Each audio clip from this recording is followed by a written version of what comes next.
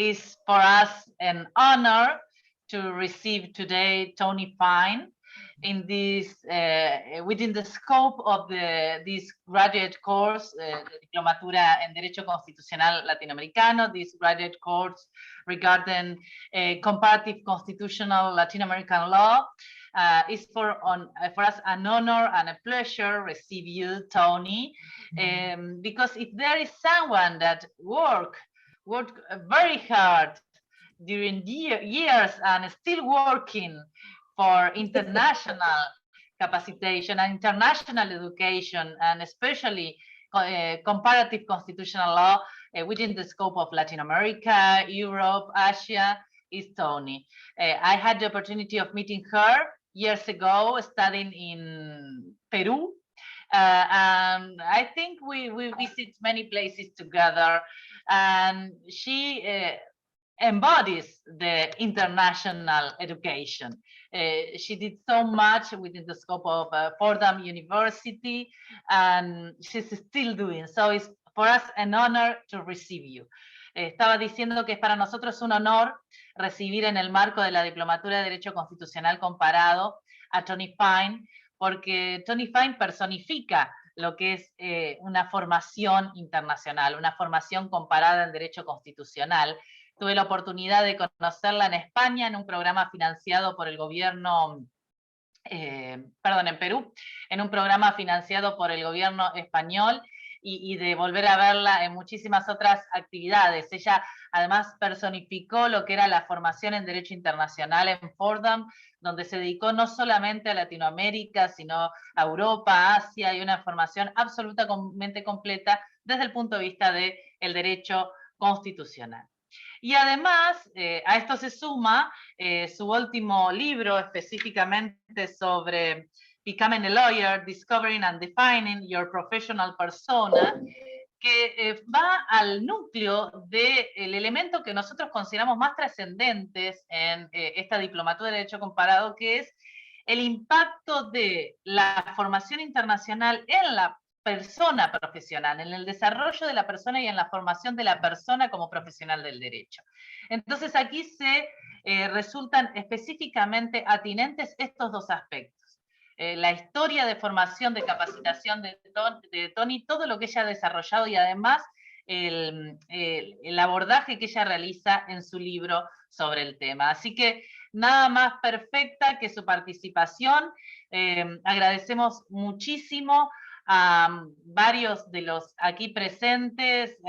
Tenemos aquí profesores y trascendentísimos de la materia, el doctor Eduardo Esteva Galiquio de Uruguay, profesores de la materia, alumnos y profesores, Gabriela Ábalos, también profesora de la materia de Mendoza, alumnos que ahora son profesores como el doctor Sergio Baroto del Superior Tribunal de Río Negro, alumnos de Perú como Daniel Reina Varga, alumnos de Argentina, alumnos de Uruguay como Franklin Fuentes, alumnos de Argentina como Juan Manuel Di Teodoro, de Paraná como Marcelo Viola. Tenemos una amplia presencia, y le agradezco muchísimo a todos los que desde aquí y desde afuera, y a gente nueva que se ha acercado, que es un placer también tenerlos escuchando esta disertación, que la doctora va a hacer en inglés y yo voy a traducir humildemente al castellano, y que después en la parte del debate esperemos que se suelte un poco, y si no lo seguimos haciendo así, como ella se sienta más cómoda, porque es un lujo tenerla a Tony. I was saying in the last part that there are two topics, Tony, that define, and they were so accurate to have you here, because you not only embodies the idea of the international education, but also the perspective given by your book about the professional persona and how international education impact in professional persona is very, very accurate for the aim of our graduate course. So it's an honor to receive you. We have a very interesting group. We have professionals and professors from Uruguay, professors from Peru, professors from Mendoza, Argentina, and students of the Diplomatura that are also part of this group, the students from Rio Negro, from Buenos Aires, from Paraná. So it's an honor to receive you, and well, whenever you want, let's begin to talk about the relevance of the international education for the professional persona. You are muted, Tony. Muchas gracias, Patricia. No sabía.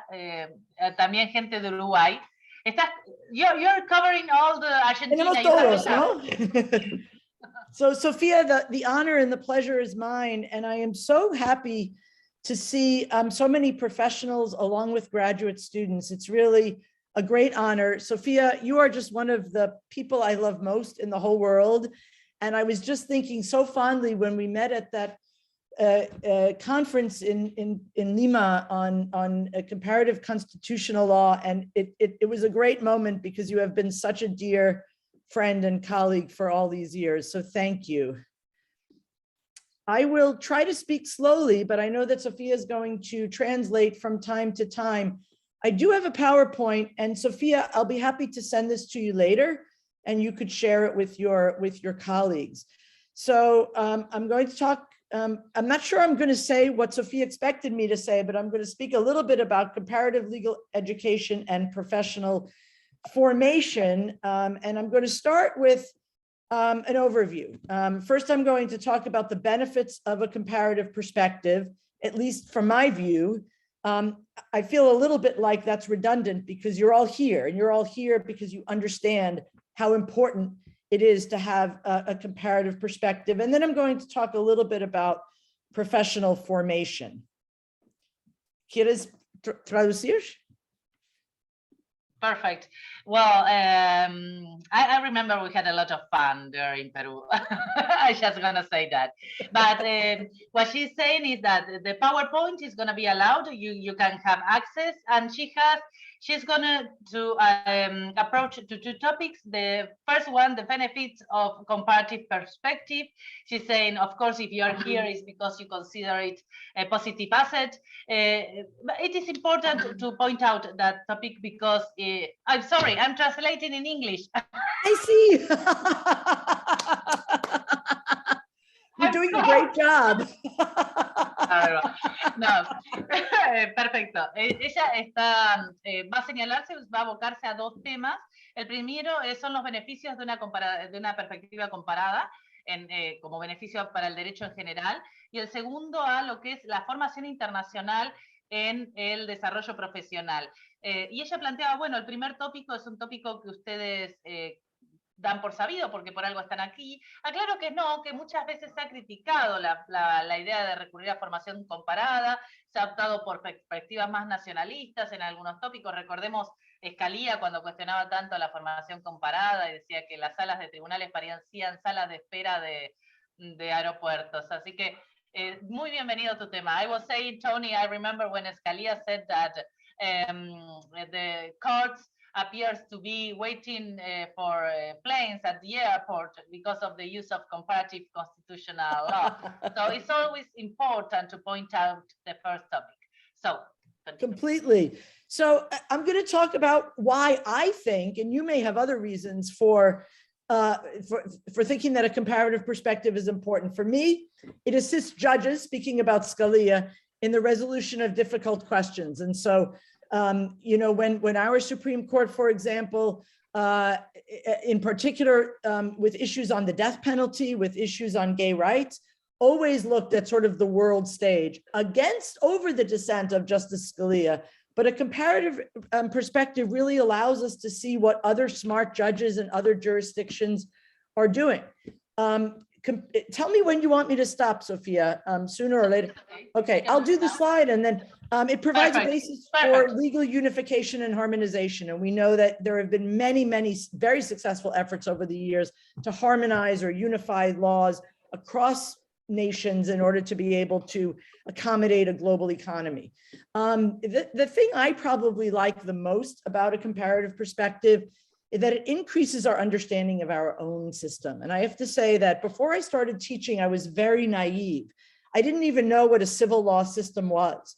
And then when I started teaching students from civil law jurisdictions, from South America, from Europe, from Asia, from everywhere, students that come from traditional systems, tribal systems in Africa, it forced me to question my own assumptions about things and how things should be done. And that was, to me, has been the most, I think, illuminating element of a comparative perspective. Comparative perspectives inform national lawmaking. They allow us to extend our cultural awareness, our cultural sensitivity, and they improve our career prospects, our marketability, and our mobility. Perfecto. Bueno, en el primer slide lo que hace es indicar cuáles serían los fundamentos que a su criterio contribuyen o benefician de una formación comparada. La primera es que permite a los jueces, le da elementos a los jueces en la resolución de conflictos y señaló dos temas que fueron de avanzada como la Corte estadounidense, recurriendo a derecho comparado. Si no me equivoco, son los casos Lawrence versus Texas y Roper versus Simmons, en lo que es pena de muerte, el segundo, y derechos, matrimonio homosexual, no matrimonio, sino derechos a la privacidad de los homosexuales en el primero, y equal protection, implicó un avance muy importante en la jurisdicción constitucional, a pesar de las disidencias de algunos jueces como eran Scalia. El segundo punto que ella señala es cómo genera la perspectiva comparada una base de unificación, de armonización. Pero el punto que más le genera positividad, que ella considera más relevante, es la posibilidad de comprender de manera más profunda el sistema propio. Ella explica que previo a su formación de Derecho comparada, ella se consideraba en sí misma más naif en su acercamiento al entendimiento del derecho, y que el haber tomado contacto con otras culturas jurídicas continentales, tradicionales, e incluso con culturas jurídicas propias de sistemas tribales en África, le permitió redefinir y cuestionar elementos que se daban por sentado en su ordenamiento jurídico. Además, el derecho comparado permite proyectar modificaciones en lo que es de ley referenda, la modificación legislativa, genera una sensibilidad frente a la cultura diversa, frente a la cultura, una comprensión de la cultura ajena, y además, obviamente, genera importantes beneficios en materia de perfeccionamiento profesional, movilidad, posibilidad de adaptarse a distintos sistemas jurídicos. Beautiful. Study abroad, and I guess I should include teaching abroad or visiting as a researcher, because so many of you are so advanced in your careers. I think that study abroad is a really important part of comparative education.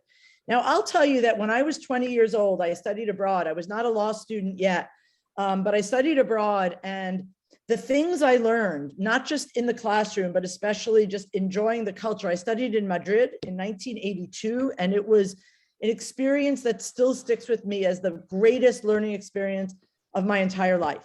So studying abroad, visiting abroad, teaching abroad, whatever you can do to engage deeply with other legal systems. And I always tell students from Latin America, and by the way, I forgot to mention at the outset, I love South America. I love Argentina. I love you mentioned Uruguay. I've only been there once. Many other places, Peru. I love South America. But it's frustrating when I see people from South America going to Spain to study, or another civil law jurisdiction. I think it's really, really important that if you have the opportunity and the language ability to try to learn the common law. And for me, for the same token, it would be very important for me if I had the language ability to be able to study the civil law. Perfecto. Comienzo entonces, lo que plantea es la importancia de la educación comparada en la formación, y no solamente una educación comparada en cuanto al contenido, sino el embeberse, el profundizar lo que es la cultura que acompaña esa formación comparada, y la relevancia, lo positivo que puede ser. Incluso no solamente hay lugares más análogos, como podría ser para el caso de Latinoamérica, Europa, Madrid, sino de conocer sistemas y modelos distintos en cuanto a su concepción jurídica. Y ella ha resaltado que ella ama Perú, Uruguay, Argentina. Yo quiero señalar que no solo ama, sino que ha fomentado, y de manera muy marcada, a profesores. Nos ha invitado, nos ha llevado al Columbus Circle, a la Fordham University, a debatir sobre jurisdicción constitucional comparada. Ha sido realmente una vía de construcción de ese enlace, ¿no? Es un amor correspondido y un amor que se demostró en los hechos, ¿eh? Así que eso lo quiero puntualizar. And I just want to say that, Sophia, you're doing this so much better in Spanish than I am in English. And here are some of the benefits that you get from studying abroad or teaching abroad or researching abroad. You learn new law.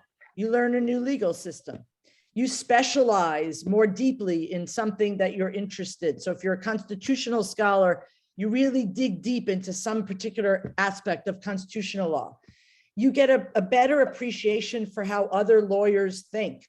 American lawyers, well, we're weird. We often maybe reach the same result that you might from Latin America, but we get there in a slightly different place. You improve your language competency and your cultural competency. So these are some of the reasons to study or teach or research abroad. Bueno, ella ha recalcado también la importancia no solamente de estudiar, sino de dictar clases afuera, participar incluso con estancias de investigación. Comparto totalmente. Los beneficios, ella señala 6, aprender otra legislación, aprender y profundizar lo que es otra forma de entender el derecho, otro sistema jurídico, especializarse en aspectos específicos. Le sumo un detalle, compartiendo lo que vos decís, Tony, hay materias que, por ejemplo, aquí no son comunes y que, sin embargo, en Estados Unidos lo eran, por ejemplo, análisis económico del derecho, derecho y sociología. Hoy vemos que aquí también son comunes, pero aparecen áreas de estudio que tradicionalmente no estaban, ¿no? Apreciar cómo otros abogados piensan, y en este sentido lo que ella señala es que muchas veces los sistemas jurídicos comparados nos permiten llegar a la misma respuesta, pero a través de otro camino, a través de la construcción de otro camino. Y este es una skill, una herramienta, una capacidad distinta que se aprende a través del derecho comparado. Además de mejorar también la competencia en otros lenguajes y sobre todo la competencia, la habilidad de conocer otras culturas, un elemento tan determinante en la actualidad. Super, adelante. More benefits. You can become licensed in another jurisdiction. For example, if you do your LLM, you can build a global network. You challenge your own flexibility and adaptability. We tend to get settled when we live and work in a certain environment. You could step back and take a breath, which I think is really, really crucial for so many of us, given the pace at which we work. And of course, studying, working, teaching, researching abroad is an amazing personal and professional experience. I want to make you questions. I have to control myself. You can ask any questions that you want. If you want, we can leave it for the second part of the lecture, but she says, ella dice, ¿cuáles son los beneficios? Otro beneficio, bueno, es muy importante también obtener una licencia, por ejemplo, la posibilidad de presentarse en la bar, una licencia para actuar en otra jurisdicción o ejercer algún tipo de asesoramiento. Además, permite construir una red de interacción. Esto es sumamente importante. Nosotros estamos incorporando esa noción. Este programa, this program, Johnny, is quite new. We have it for 1 year, but the idea of a global network is one of our more important assets, and we are so glad to join you in this network. Nosotros, por ejemplo, la diplomatura, uno de los aspectos que quiere encauzar y fortalecer es la interacción con los profesores de los otros países, y esto es sumamente rico e importante. La posibilidad de desafiar la flexibilidad y la adaptabilidad, un tema que ella señala. Generalmente uno tiende a contracturarse, a dejarse estar, a quedarse quieto en una zona de confort, y en cambio la formación internacional permanentemente nos obliga a entrar en una revisión y redefinirnos y flexibilizarnos. Un punto que me parece sumamente importante, hacer un paso atrás y tomar un poco de aliento, respirar, reflexionar, buscar la perspectiva, ¿no? Uno lo piensa en tantos procesos constituyentes que existen en Latinoamérica y que sin embargo no se hace eso, ¿no? De hacer ese paso atrás y tomar ese respiro como para tener la perspectiva. Además de que es obviamente una experiencia personal y profesional apasionante. Super. And now I want to talk about what I'm really passionate about. And I was so glad to get this invitation to talk about what I call the legal professional persona. And I think this is a really important element of comparative education at whatever stage of education. We're all still learning, we're all lifelong learners, which enables you to work effectively across boundaries. It could be students, it could be your research and writing, it could be clients, it could be co-counsel. And the legal professional persona, the reason I'm so passionate about it is because I think it is the true mark of success to build a strong and sustainable professional persona. Perfecto, y aquí ahora va a comenzar a hablar de su especialidad, el tema que la apasiona, porque ella es una gran persona profesional, porque ella ha logrado construir una idea de persona profesional que trasciende la fórmula quizá clásica y, digamos, almidonada del abogado que estamos acostumbrados. Ella ha escrito su libro específicamente sobre el tema, y ella dice, el punto nuclear en cualquier ejercicio o desarrollo de una carrera es el desarrollo de una persona a nivel profesional que implique realmente un punto de success, de éxito, de consagración. Entonces, ¿cuáles son esos elementos, Tony? A ver, first, let's talk about what it means. Whenever I talk about the professional persona, nobody knows what I'm talking about. So I've come up with this working definition. It refers to a set of attitudes and behaviors that come to define us as professionals and ultimately determine our success. And they have nothing to do with substantive knowledge or technical skills. Exacto. Lo que pone el acento, Tony, es cómo el desarrollo de una persona profesional es el conjunto de actitudes, de comportamientos que nos define como profesionales y en definitiva determina nuestro éxito. Y que no está determinado por los conocimientos técnicos o incluso por las herramientas técnicas que esa persona posee. Couple of preliminary points about the professional persona. First, it's not hard. It just requires a measure of intentionality. And so my goal, whenever I speak about this, is that everyone walks away with one or two or three things they want to work on themselves. Perfecto. Es una idea de definición de lo que es la persona profesional que no requiere gran cantidad de trabajo, requiere una intención de cambiar y con generar 2 o 3 ideas madres que disparan esta intención y que disparan el cambio, ya tenemos algo logrado y Tony se siente realizada. Second, it's really empowering. In a world in which so much is out of our control, to have this little piece of you, it's between you and you, a friend of mine said, and I love that.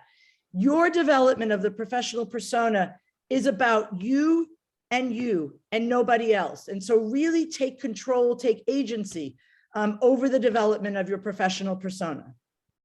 Perfecto. En un mundo con tanto ruido, con tanta complejidad, la posibilidad de controlar un aspecto en concreto, que es el aspecto de cómo uno se posiciona profesionalmente, es un elemento sumamente positivo. Es algo de vos, entre vos, y cómo vos desarrollás a tu persona profesional. It's contextual but transcendent. So you may think, well, she's from New York, we're all from different countries in Latin America.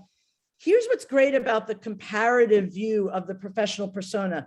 There are differences. And when you're in a room, a Zoom room or a physical room, you always want to look around and are you with friends? Are you with strangers? Are you with people who are, more advanced than you, more famous than you, more accomplished than you, and behave accordingly. But so much of what I'm going to talk about today goes across all boundaries. Really transcends all of the boundaries we might see in any context. Perfecto, o sea, si bien se parte de una diversidad, si bien cada uno tiene un elemento contextual que lo define como profesional, hay un elemento común superador, hay un elemento transversal común superador y la definición de la idea de encontrar una persona profesional nutrida desde el punto de vista comparado es algo que trasciende y que supera las diferencias contextuales. And it's a lifelong journey. When I started writing this book, I thought it would be very easy. I would just sit down and write the book. And what I realized, it was an important lesson to learn. Again, I was very naive. What I needed to understand was that there were so many things that I did not understand about the professional persona, things that I did not do well and had to develop. And so I realized that this is not something you do when you're young. This is something you continue to do throughout the length of your career and throughout the length of your life? Es un proyecto de vida, es un proyecto que no se construye en las etapas iniciales, sino que es un compromiso que se construye y que se sigue construyendo a lo largo de la vida. Y bueno, y Tony es un ejemplo palmario de eso. And finally, it's unique to you. Each of us has a professional persona that is not apart from our personal persona. It's more like flip sides of the same coin. In order to be authentic, in order to be sustainable, your professional persona must be an outgrowth of who you are as a person. Perfecto. Lo que ella señala es que la persona y la persona profesional son dos caras de una misma moneda. Están íntimamente relacionados y una cosa determina a lo otro y se interrelacionan, ¿no? Se nutren recíprocamente también. Super. So what are the elements of a professional persona? Broadly speaking, there are foundations, elements of self-management, professionalism with the inside, and relationships, professionalism with the outside.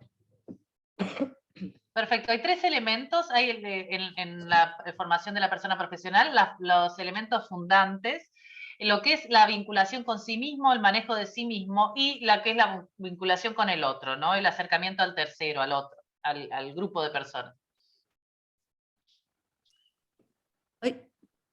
And the foundations are these: unconscious incompetence, which explains the way we move through the learning matrix from something called unconscious incompetence, otherwise known as the happy idiot stage. I don't know how you would say that in Spanish, to a point where we're truly competent at something and it's almost like a habit.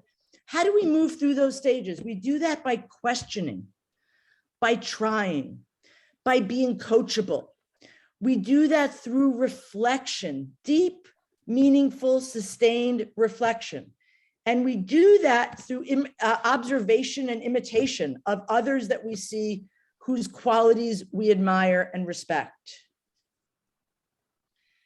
Ella señala cómo hay un primer estado, que es el estado de la incompetencia inconsciente, utiliza una imagen que se, perdón por la utilización de la palabra, el idiota feliz, o sea, el que no conoce y está en la comodidad de su falta de conocimiento, y cómo se pasa de esa situación hacia la formación, hacia la capacitación, hacia el desarrollo de esa capacidad, de esa competencia. Dice, esto lo podemos hacer ya sea por formación, por reflexión, por estar liderados y recibir coaching, recibir un entrenamiento por parte de alguien, y también por reflejo, por seguir las líneas de un referente a quien uno admire. Habits. Habits are a true key to success for a couple of reasons. One is when you build a habit, you save time and energy. You basically take the decision-making process away. But there's another reason why good habits are really important. When you build good habits, they serve as levers for other good habits. The more good habits you develop, it snowballs and you build more and more and more good habits. So learning how to create good habits is incredibly important to our professional persona.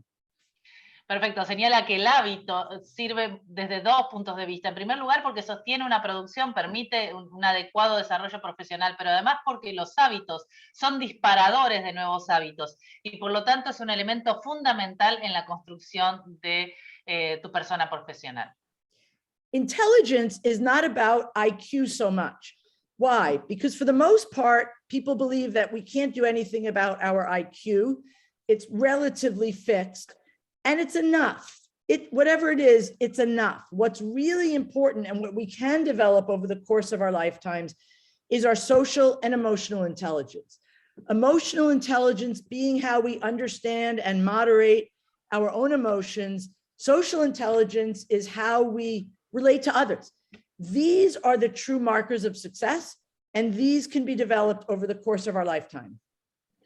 Señala que la inteligencia es un elemento determinante, pero que uno no debe quedarse en la inteligencia, digamos, el concepto tradicional de inteligencia que se define por un IQ, que todos sabemos que existe y que es suficiente, sino el desarrollar dos áreas nuevas de inteligencia, que sería la inteligencia emocional y la inteligencia social. La inteligencia emocional es la capacidad de gestionar las emociones propias, la inteligencia social implica habilidad para desarrollarse con otros, y estas dos son determinantes del éxito profesional. Tenemos acá una experta en, sobre todo la tercera, no sé tanto en la inteligencia emocional, pero la inteligencia social sos una experta, Ton. And finally, leadership. And I think a lot of people confuse leadership with having a managerial role. So you may sit there and say, I don't want to be the dean of the law school. I don't want to be the chair of a department. Everyone needs to embody the attributes of a leader. Why? Because in my view, what a leader is someone who has goals, but not just for themselves, not like how much money or what I'll publish, but institutional and service goals. And they know how to move themselves and others towards those goals. Everybody needs to think and act like a leader. Perfecto, lo último es liderazgo, y no hay que confundir liderazgo con el ejercicio de puestos de decisión o de conducción, como ser decano o ser presidente, porque en realidad el liderazgo es tener la capacidad de generar objetivos y de identificar objetivos en común y tener la capacidad de indicar el camino en la concreción de esos objetivos, no objetivos solamente personales, sino objetivos institucionales en común y la capacidad de concretarlos. Now I want to talk about self-management, professionalism from the inside, and I start with mindset and dispositions. What does that include? First, having a growth-based mindset, a mindset that thinks I can do this, I can get better. A fixed mindset is one where you just say, well, I can't do that. I'm not going to be good at that. That's not what I do. Growth is critical. Optimism, not just in the sense of, is the glass half full or is the glass half empty, but explanatory and dispositional optimism. How do you view your life until now? How do you explain what's the narrative around your failures, your shortcomings, your challenges? Is it one based on failure and pessimism, or is it one based on the knowledge that everybody has these, that this is what happens, you've overcome them, you will overcome other things in your life? It's about passion and energy. It's about excellence in everything you do. It's about your character. All of these things form part of our mindset and dispositions. And I'll just say on a personal level, this is the area in which I have grown the most in the course of writing about these things and teaching about these things. Perfecto, ella culminó diciendo que esta área es la primera, la de lo que sería la predisposición, el estado de ánimo, el posicionarse frente a los problemas, y la disposición, que es el optimismo, la fuerza de trabajo, el comprometerse, el superar, el tener esa avidez de superar los conflictos como el área más importante y de mayor desarrollo, y esto es un elemento determinante en la construcción de la persona profesional. Time management. Look, I don't have a magic bullet for time management. And if any of you knows how to perfectly manage time, I would love to speak to you and hire you as my personal coach. But there are certain things we can do to manage our time better. And one overarching tip I want to give you is this. If you think of time more like we think of money, you will be more deliberate and more intentional. I know for myself, and I'm not urging you to be not generous. We all should be generous. We've all benefited from the generosity. I've benefited from Sophia's generosity. I've benefited from the generosity of so many people. I can't even count them, but there are times when we do need to be a little bit more intentional and a little bit more deliberate about when we say yes to certain things, when we say no, how we say yes, putting up some parameters, some barriers, just that help us manage the time we have. When you think about time and money, for example, okay, if I were walking down the street and someone asked me for $500, I would say no, unless they had a gun. If somebody asks me though for an hour, I always say yes. And I'm trying to just be a little bit more thoughtful. today I said no to somebody. I didn't say no. I gave a soft no. I said, I can't do that this week. I could do it in 2 weeks.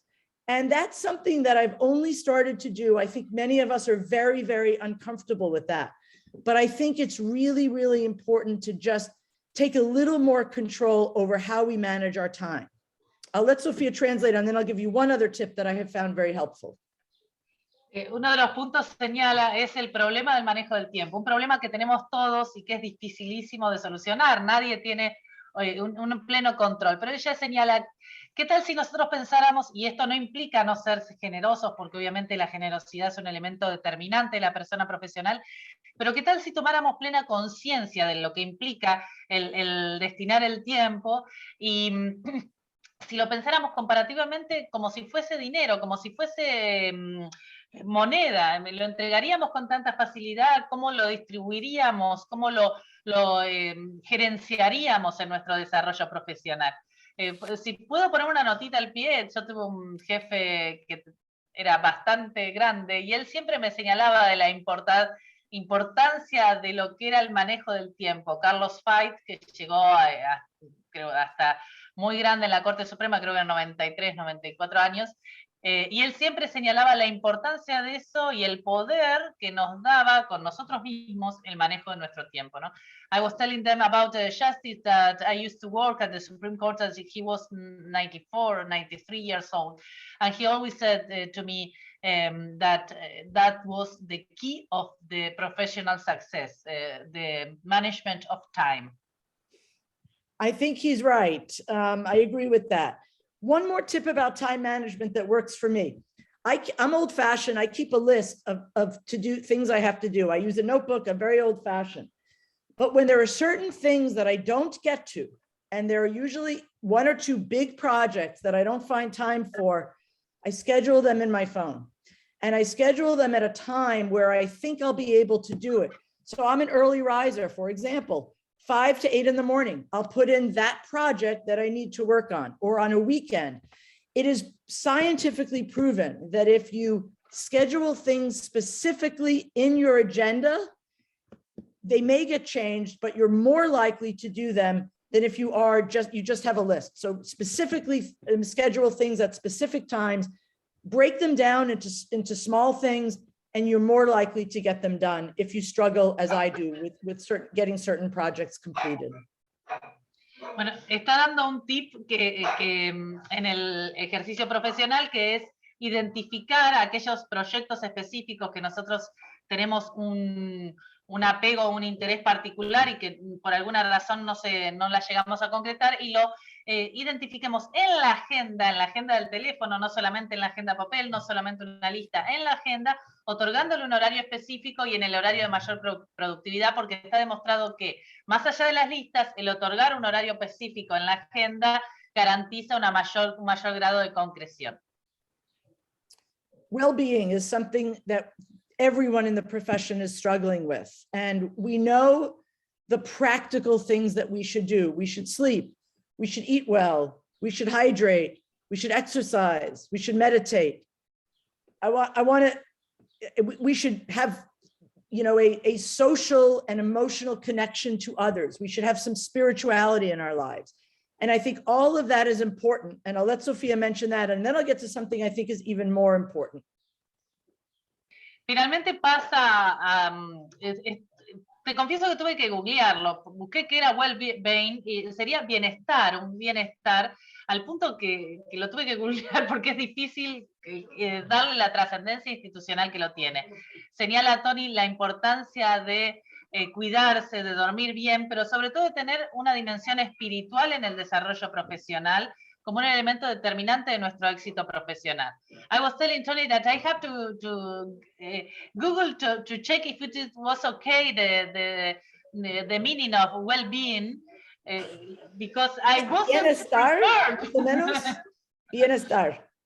Bienestar, claro, exactamente. But I want to say something else. There is really a mindset approach to well-being that I have been researching and speaking about lately. And I want to start with a comment that sounds obvious, but is not to many of us. And that is this: every minute of every day is a choice that we make. And our choices reflect our priorities. And I think for many years, maybe most of my life, I've sort of blamed a lack of well-being on circumstance, on supervisors, on other people. It's me. It is totally, again, it's between me and me. It is within my control to make decisions that are going to make me flourish. Professional decisions, personal decisions, decisions about my time. And I think there are many other ways in which our mindset can affect our well-being. And I'll let Sophia translate that, and then I'll give you a couple of examples. Perdón, señala que la trascendencia del bienestar, que es fundamental y relevante, generalmente ella en sus orígenes lo pensó como algo que debía ser realizado por personas extrañas que de alguna manera supervisaban o beneficiaban, pero en realidad es una decisión absolutamente personal de autopreservarse y a partir de ahí, de ese bienestar, desarrollarse profesionalmente.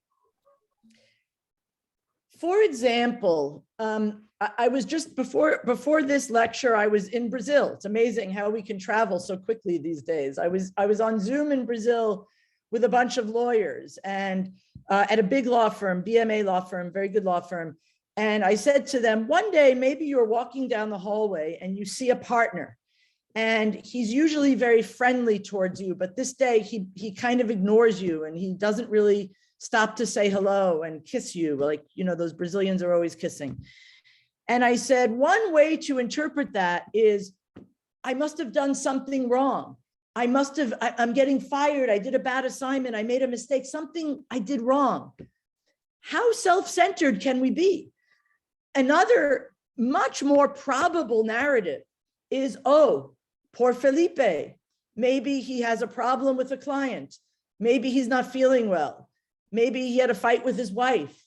Maybe something's going on in his life.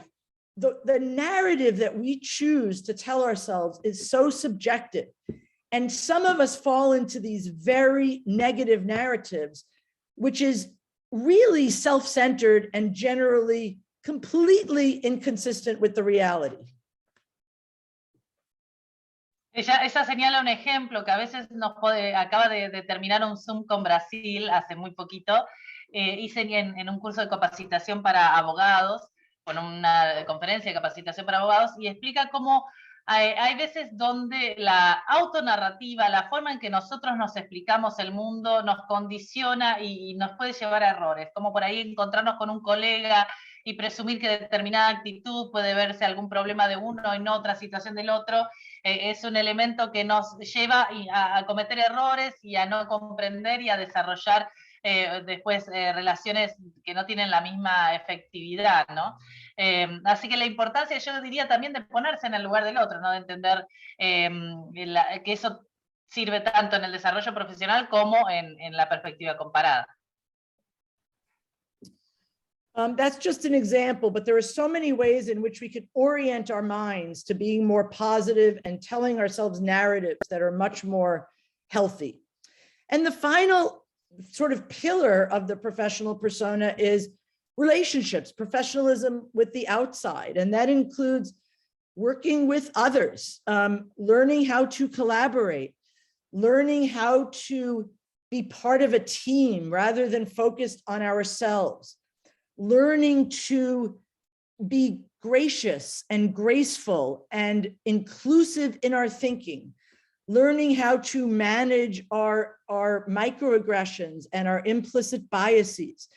All of these are really important elements of working with others. Perfecto. Y el última dice que hay muchísimas variables de prepararnos nosotros con una narrativa positiva frente al otro, pero que el último punto que quiere resaltar en torno a las relaciones a nivel profesional es la importancia de la interacción con el otro, el trabajar con el otro, el desarrollar vías de comunicación efectiva y de construir un vínculo eficiente y abierto hacia los otros en la construcción de la persona profesional, ¿no? Effective communication. We all know how important communication is. concise, efficient, relevant communication, orally and in writing, but also the importance of what many people call active listening. You know, I always think if information and knowledge is power, how much more powerful we could be if we could train ourselves to listen better. Science, I have trouble believing this, but scientific studies have shown that we only hear half of what is said to us, and we forget 50% of that within one day. I'm not sure I believe that, but even if that's halfway true, there is so much more we can do to engage actively in our listening and develop more knowledge and power. Ella señala que obviamente todos conocemos la importancia de la comunicación, cómo la comunicación permite el intercambio de información y su relevancia, pero que hay un concepto importante que se llama escuchar de manera activa, que implica realmente estar predispuesto a comprender el mensaje que se está transmitiendo.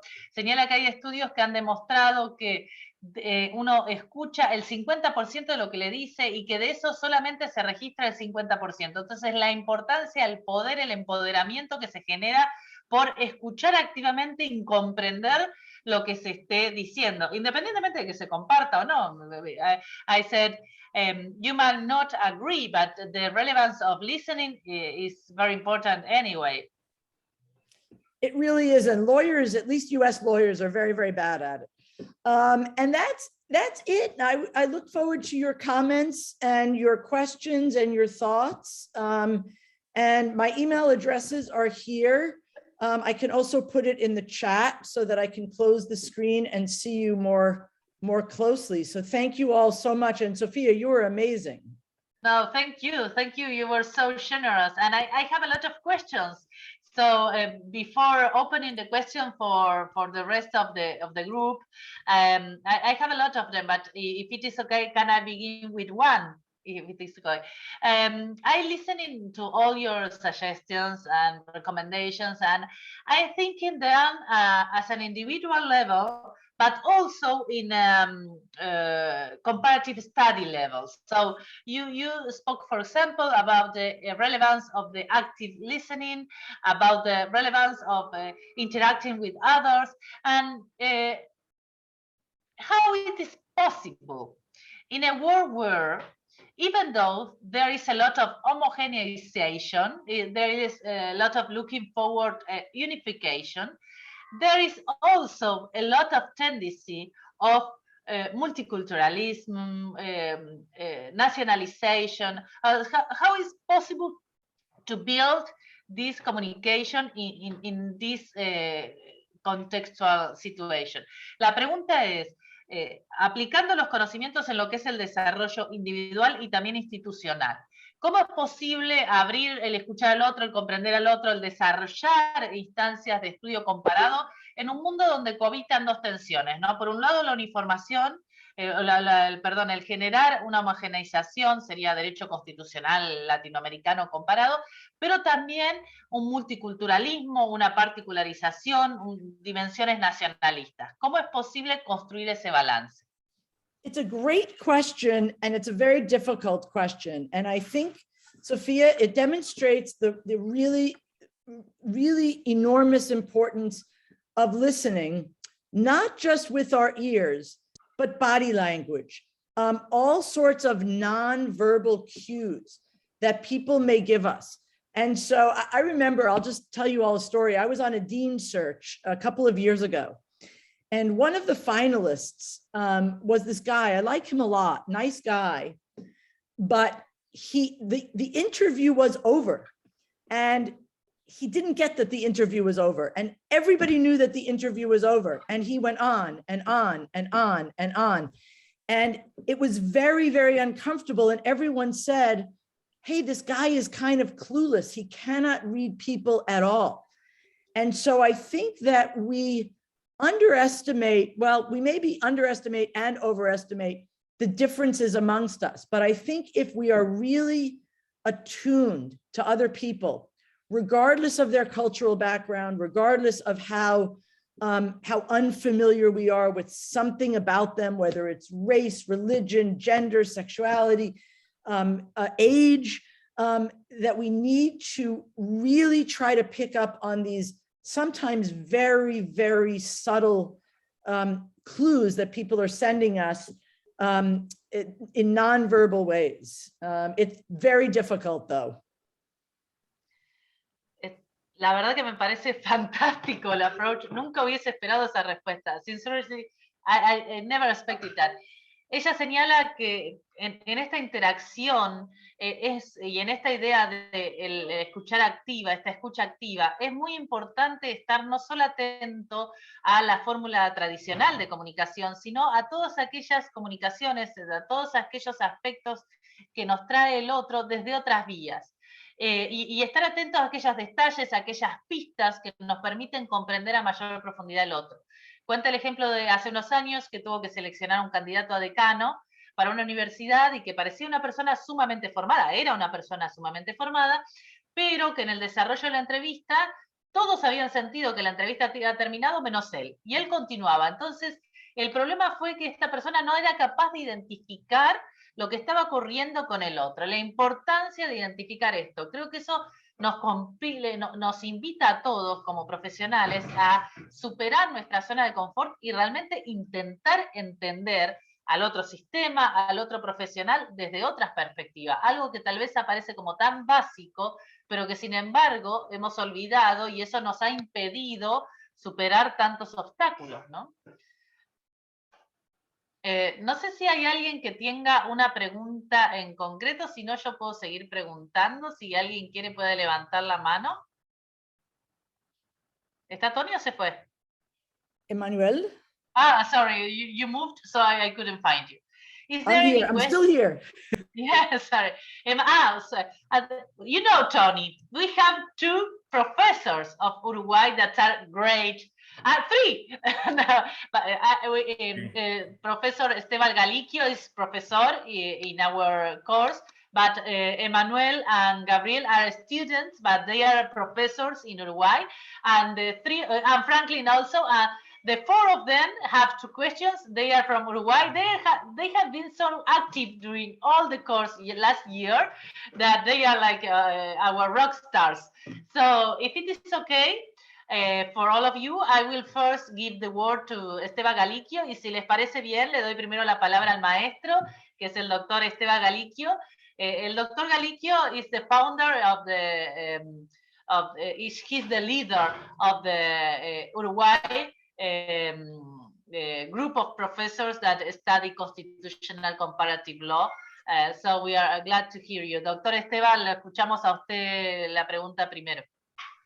Thank you, Sofía. Hi, Tony. Really nice to see you. Yes, one question about the first part of your excellent presentation. What do you think about the importance of the comparative law about the jurisdiction of the Inter-American Court of Human Rights? It is possible to think that comparative law was a change, a mutation, a transformation of the system, of the Inter-American system? Thank you. Professor, that's a great question. And my answer will be less good because I don't know as much about the Inter-American Court of Human Rights as you do. But I want to say more generally, I think absolutely transnational courts, whether it's the Inter-American Court of Human Rights, whether it's the European Court of Justice, those kinds of transnational bodies are so important both ways with comparative law. They receive the knowledge of the different countries within their jurisdiction, but even beyond. And that is a beautiful thing, rather than US courts looking at US precedent, Argentine courts looking at Argentine precedent, Uruguayan courts looking at Uruguay precedent. to look in a more pan-global way. But also, I believe that those sort of global courts or transnational courts also have an impact on societies. Even the US Supreme Court, which is notoriously reluctant to cite anything foreign or international or comparative, has referenced, I believe, the Inter-American Court of Human Rights and definitely the European Court of Human Rights.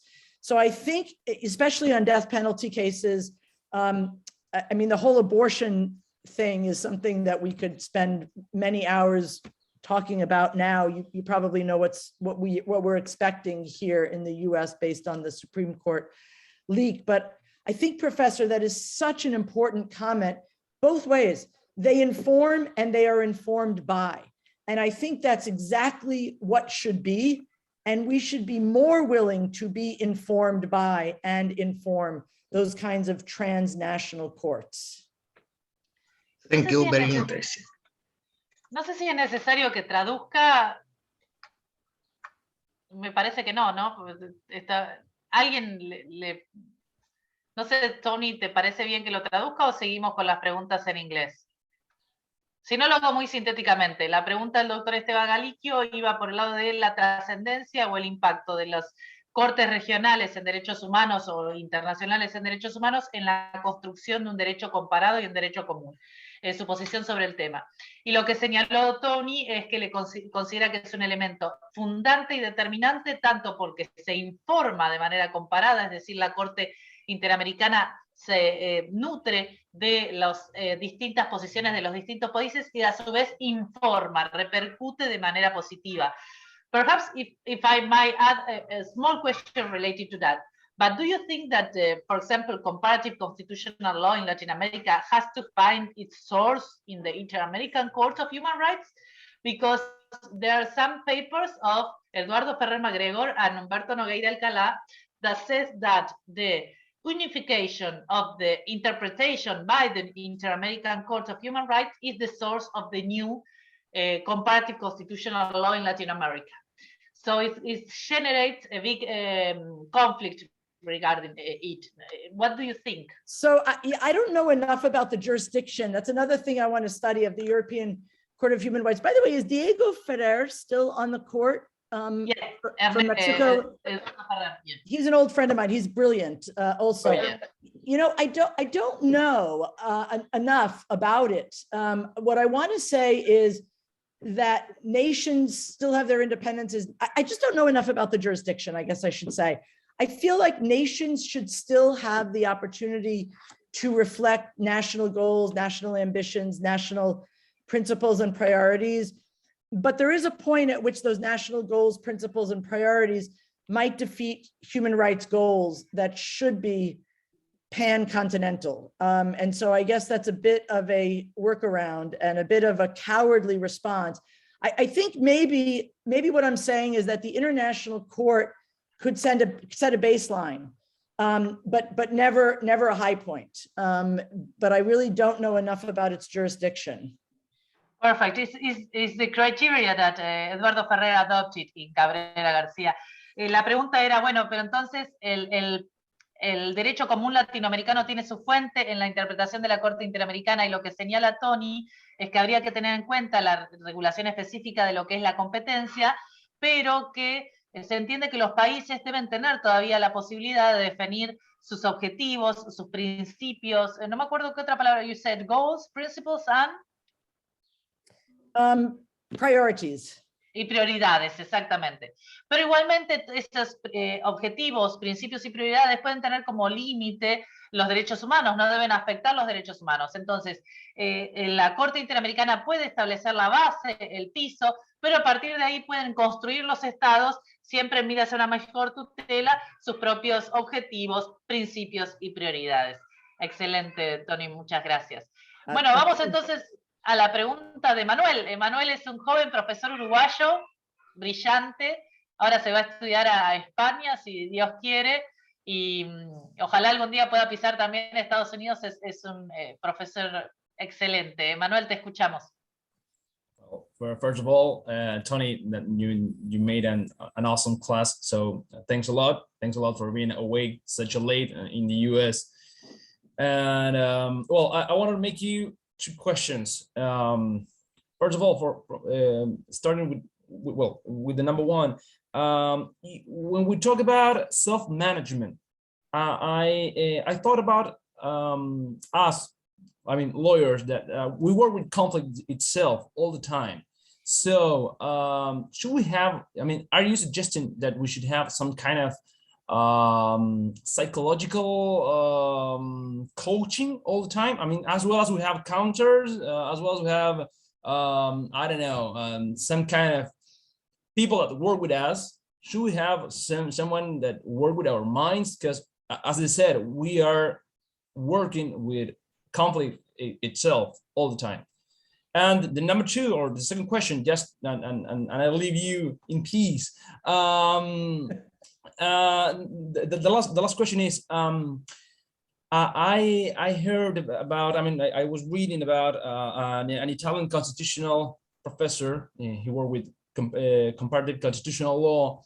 I'm talking about Lucio Pegoraro. He used to say that when you are in a comparative work, I mean, you are studying in a comparative way, you got to know the culture of the place, not only the law itself, if not, and how people understand their constitution, how people feel about their constitution, and all those elements help to interpret and to make the comparison. So yeah, I mean, following your line of the class, should we or shouldn't we travel more? I mean, so is it the only way to make a real good comparison, or a really good comparative task, or I don't know how to call it? So that's all. Thank you. First of all, Emmanuel, your English is excellent. I'll deal with the second question first. And I do think that the point you just made about comparative law and comparative culture is really, really important. And I think it's why implantation doesn't work, right? So, I mean, look, Argentina tried implanting much of the US Constitution. I think some of that worked and some of that didn't work. And the reason it doesn't work is we're very different countries. So sometimes people will ask me, I give lectures a lot to groups that come with the State Department about US style federalism. And the question I always get is, oh, should we be federalists too? We're a centralized system. Should we have federalism? And I never fall into that trap. I will never say, yeah, federalism's awesome. I say it works for us in our particular socio-geographic, economic, political culture, but it doesn't work everywhere. And that's why I think implantation, we have to be countries like mine have to be very, very careful when we go abroad, right? Americans are always saying, oh, you should do it like us because we're the best.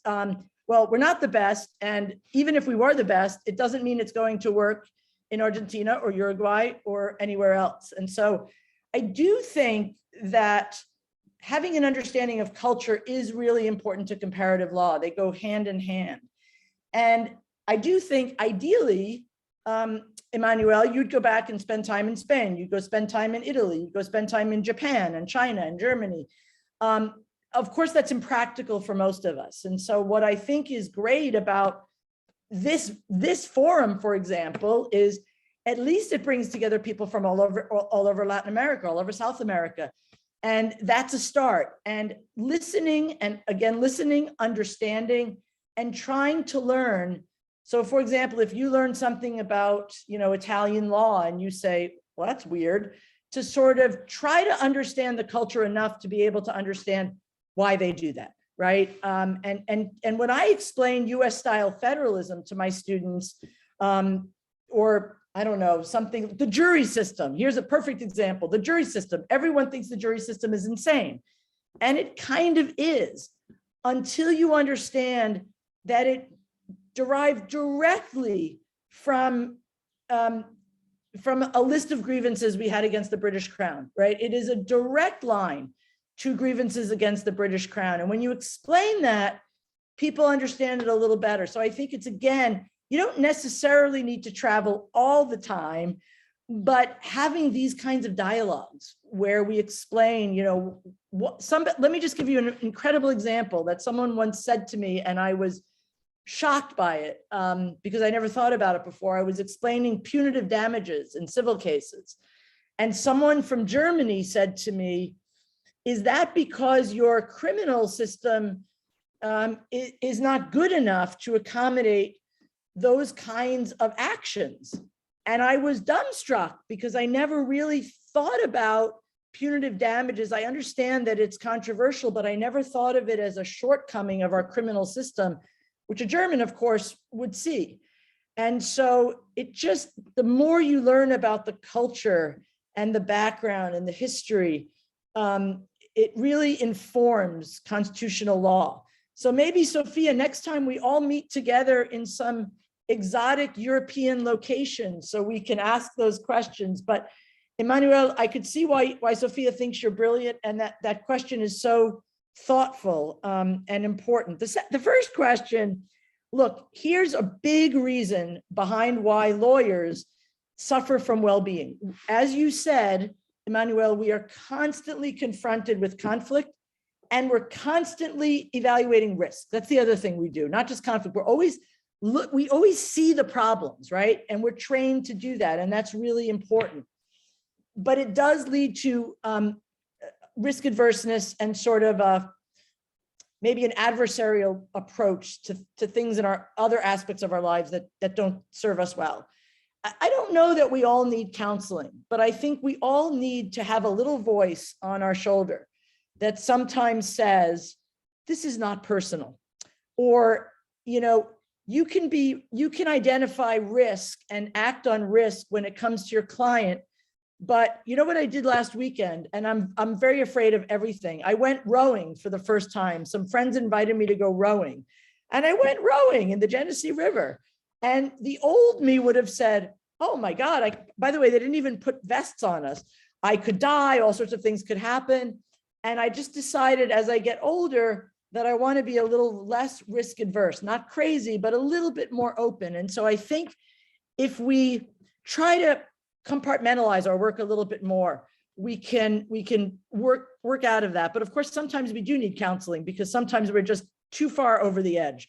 And I think we just have to trust ourselves to know when that is, and trust the people we love around us to sort of say, Emmanuel, you look like you're a little bit not yourself. Let's talk. And I think talking to colleagues, talking to loved ones, talking to friends is always, and sometimes talking to strangers is just the right way to do it. Thank you, Emmanuel. No, thank you. Really, it was a lot. Thanks a lot, really. I love this lecture because it's contribute to the person that is behind the professional, and sometimes we don't see it. It's so important and is the key. And it was very interesting, Tony, that you point out the federal system. I just want to say that we have in the group the most relevant professor related to federal system in Argentina, that is Gabriela Ábalos. She's a legend in federal system. She's also a judge in Mendoza. She's a lecturer. She has many books related to it. It's one of the most, if not the most, relevant women in federal system. And I just wanted to point out that it's very interesting. And she has a line of investigation, of research regarding a topic that I sure you will find interesting, that is the margen de apreciación local. I will send you material about it, and I will put you both in contact, because it's a very, very sharp idea. I'm sure you're gonna what an honor to have you, Professor. That's really amazing. She's muy generosa, she's also a very friend of mine also. But it's true, Gabriela. Estoy totalmente afónica, pero muy generosa.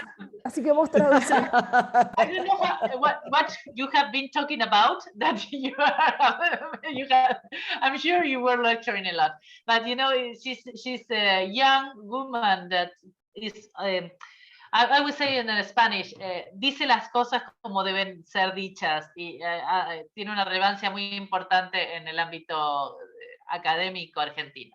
Bueno, tenemos una pregunta de Gabriel y una pregunta de Franklin. So we have Gabriel and Franklin. Gabriel, you want to begin? Thank you, Professor Sofia. Tony, first of all, I would also like to thank you. It really was a pleasure to listen to you. Maybe I'm going to ask you for an advice. It's not just a question, but thinking that in our world, lawyers' world, that modesty is seen like a weakness. It's really, really difficult to listen to others and to admit that we were a mistake. So in the importance of working in group and the way to define ourselves or to define our professional persona, how important is to help others to listen. I would like to say if you could give us some advice in that way. So to be part of a team or being part of a team, how can we help others to listen and understand that modesty is not a weakness and maybe it's a strength. Thank you. Oh, that's a great question, Gabriel. And I think you're absolutely right. The standard lawyer never makes a mistake, never admits weakness, never shows vulnerability. And I think the younger generation is so, I love the younger generation in some ways. Some ways they're infuriating, of course, but I think they show us a level of humanity in the profession that we haven't seen before. And what I always do when I'm in a room giving a lecture about this, I usually ask, whether it's a Zoom room or a physical room, I'll say, raise your hand if you've ever made a mistake. And of course, my hand is the first one up and almost everyone raises their hand. And I try to explain that making mistakes is sort of part of the human condition. It's not a weakness to admit it. And I think when people realize that not only do I make mistakes, the person next to them make a mistake, the partner in the corner, their professor, everyone has their hand up, that they realize that they overblow their reactions to their own mistakes. And that the gracious way to make mistakes or to deal with mistakes is to admit it, take responsibility, do what you can to fix the problem you created and put in place some procedure so it doesn't happen again. And if they see more senior people do that, so with my team, I always make mistakes and I always admit it. I always say, wow, I forgot to mention that in that meeting. I can't believe that. That was the main thing I wanted to talk about. I don't know where my head was, I forgot. And it gives them a little psychological safety, I think, to make their own mistakes. But I always do it what they would want. I say, well, here's my plan. I'm going to follow up in an email and mention that. You know, I always sort of try my best to also come up with a solution so that they could see that's important. Helping others, I think when others see that you as a more senior person can show vulnerability, can show that you've made a mistake, and that you will respond in a way that is mature, then they'll be able to do that and understand that it's much worse to hide a mistake. Usually the ramification of that. You know, there are also listening exercises that I'll sometimes do with my team. I did one last week at a law firm where I had two associates talk to each other. I had associate A would talk to associate B for 2 minutes nonstop, no interruptions, no pauses. And associate B had to sort of say what she learned from associate A. And you realize how, when you're listening to someone, your mind goes somewhere else. And you really, when you see that, you really realize how important it is to try to shut down and focus. And that's a really good thing about meditation, by the way. I don't meditate in a standard way, but I've just started doing yoga, which I hate. And part of the reason I hate it is it's boring and my mind goes to other things. And part of my yoga training, for me at least, is trying to be present in that moment. Not that I think it matters if I'm present at yoga or not, but trying to train myself to be more present when someone's speaking to me or when I'm focusing on something. I probably have attention deficit disorder, which, I mean, when I was a child, nobody taught, that didn't exist. You were just sort of stupid or lazy. But my mind is very sort of all over. And so I'm using yoga to try to train myself to be more focused, with mixed success. But I think it's all about being a really good role model for the people around us. I don't know, Gabriel, if that helped. Tony, thank you. Yes, I was thinking in our teacher's labor too, that maybe in teaching modesty is seen like a weakness too, but it's really, really helpful. Your advice. Thank you very much. Good, thank you. Let me know how it goes. I just want to say that Gabriel has, he works in the legislative power in Uruguay. So he moves between sharks, and so it's very important. I'm not saying that because of Uruguay, I say it because of the political system. No? So it's very important, and what you said made me thought a lot, especially because in the judiciary, also modesty, it can be sound like a lack of, jurisdiction power and the relevance of listening, especially for the chat. So we have the last question for the moment. That is Franklin. Franklin was also is also a professor in Uruguay. He was a student last year. He also studied in Spain, and he's a great persona. He embodies many of the assets that you point out in your lecture, Tony. He's a very special human being, so I'm glad to hear his question as the last one. Muchas gracias por la exposición, la verdad que muy excelente. Mi pregunta es, si usted cree que puede ser trasladable las soluciones adoptadas por el sistema del Common Law a la jurisprudencia de la Corte Interamericana de Derechos Humanos, y bajo esas circunstancias, ¿en qué casos o podría adoptarse, digamos, esa solución? Muchas gracias. Una pregunta, para trasladar la pregunta adecuadamente, Franklin, ¿vos te referís al método del common law, al método del precedente o a las decisiones? Perdón, sí, a la regla del precedente obligatorio, del estar y decir.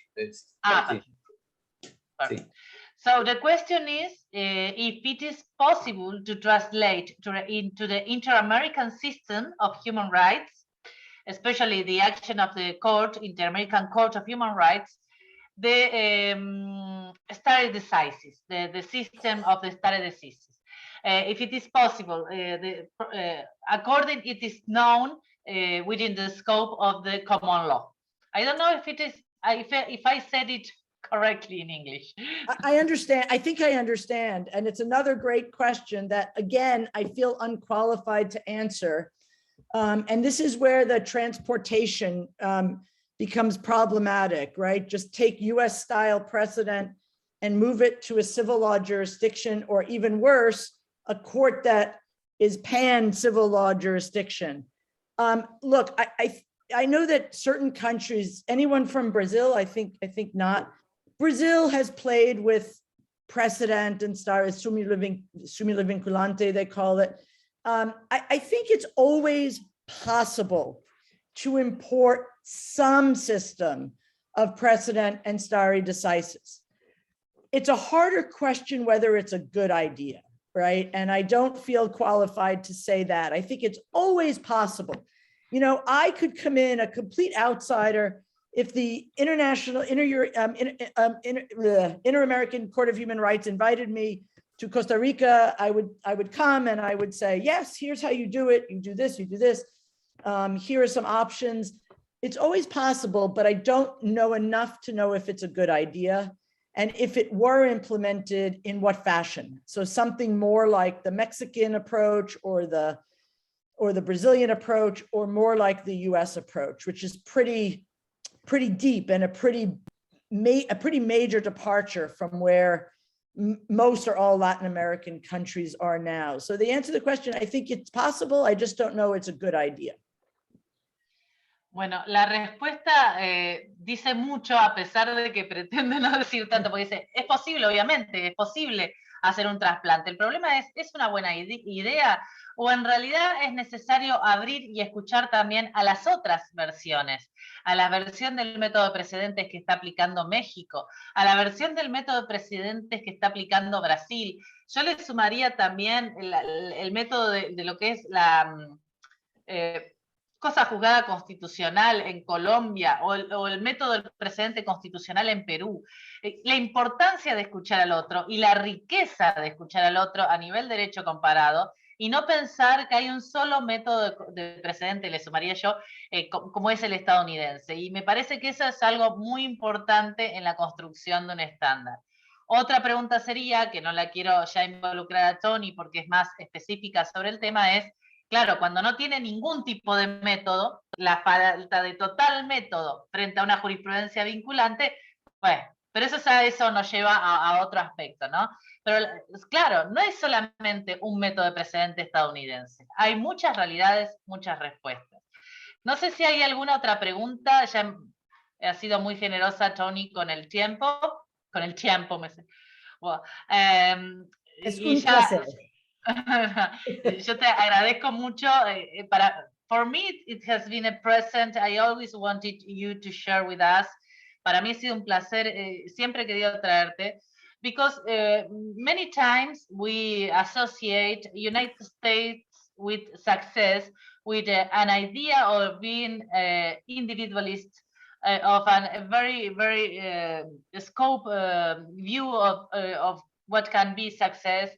And it is very important for us to consider that there are also in United States very important people that is coming back to the relevance of the person, to the relevance of the interaction with the others in the conception of what is mean a professional persona and a professional success.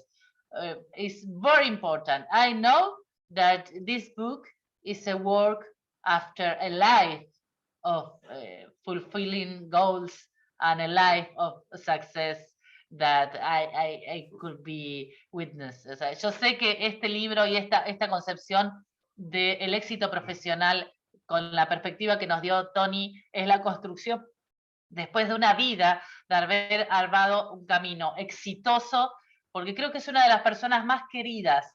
¿Vieron esa gente que uno va a dar un beso y saludar en los congresos y que todo el mundo se llena alrededor de ella? Y no solamente porque invita a New York, sino porque realmente ella es la que convoca. Y eso es un tesoro, sinceramente, que uno tiene que valorar. Y que eso lo diga un profesor de Estados Unidos, donde la individualidad siempre es concebida como un valor estadounidense, es muy, muy importante. For me, the relevance of this course, particularly, is the human group, professors and students, and that you could share with us this moment is extremely, extremely important for us. Así que, so if you want to close, thank you so much, Tony. Thank you so much.